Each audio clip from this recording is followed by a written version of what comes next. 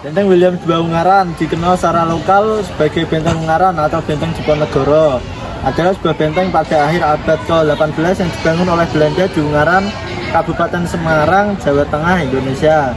Tujuan utamanya adalah untuk mengendalikan jalur perdagangan penting antara Semarang dan Yogyakarta. Benteng ini terdiri dari tembok setebal 1 meter.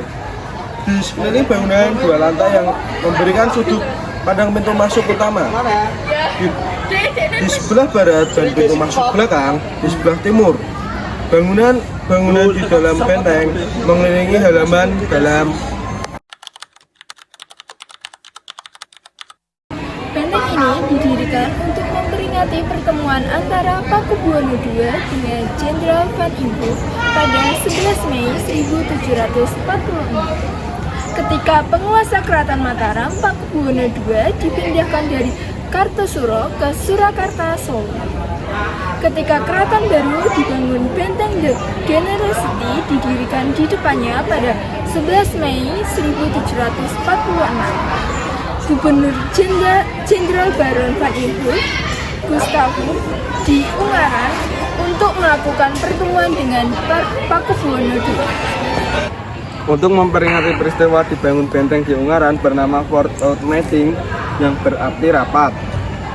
Jalan antara Semarang dan Keraton Surakarta itu sangat penting sehingga dilindungi dengan benteng Verslin. Benteng memiliki kaki dibangun kembali pada tahun 1786.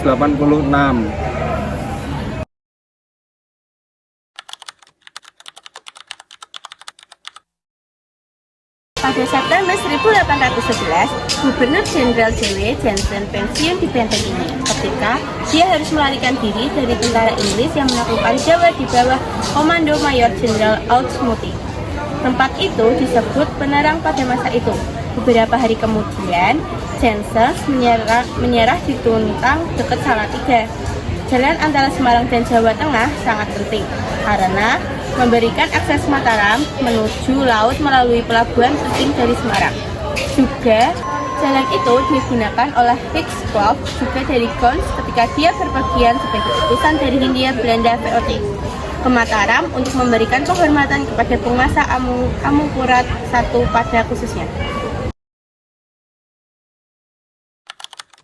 Pada tahun 1849, tanpa perlawanan, berarti benteng itu diserahkan ke Inggris karena pada saat itu Jawa dikuasai oleh Inggris. Sejak itulah, bangunan itu dijadikan rumah sakit istirahat untuk proses penyembuhan pasien. Maka saat itu diangkatlah seorang perwira kesehatan untuk memimpin misi kemanusiaan.